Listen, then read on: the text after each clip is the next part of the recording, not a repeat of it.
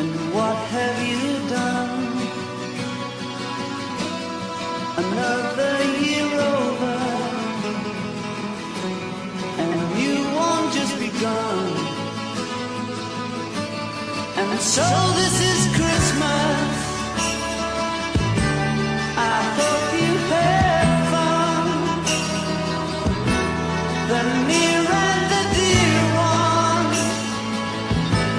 the old and the young.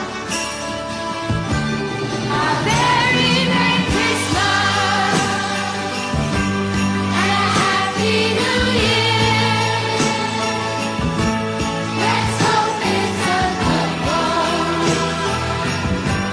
without any fear. Ringrazio tutto il Dipartimento di Religione, in primis Suor Mariano, eccezionale, che ci doveva fare esasperante, veramente, ma anche la professoressa Pistorio, il professore Tosco, la mia vicaria che mi ha collaborato nella organizzazione anche di questo bel momento di comunità, tutti i professori e i docenti presenti, il Presidente del Consiglio d'Istituto, nelle veci Filippo Mariti, nelle vesti il Presidente del Consiglio d'Istituto e rappresentanza di tutte le famiglie, Emma per tutti e Mastromondo, la nostra rappresentante dell'Istituto, ma soprattutto voi studentesse e studenti.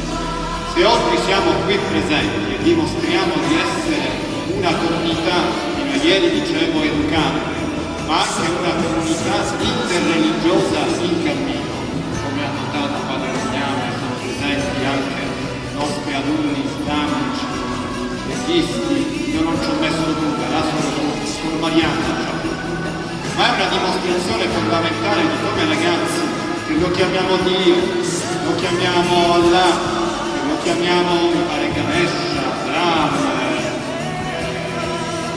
Shiva, eccetera, è quell'unico essere supremo e onnipotente che abbraccia l'intera creazione e l'intera umanità e che non deve dividere, perché pensare a un Dio che divide e che procura la guerra è una visione distorta della divinità. Un Dio che unisce, un Dio che rende fratello e rende sorella. Riavviciniamoci alla parola di Dio. Vi assicuro che la nostra vita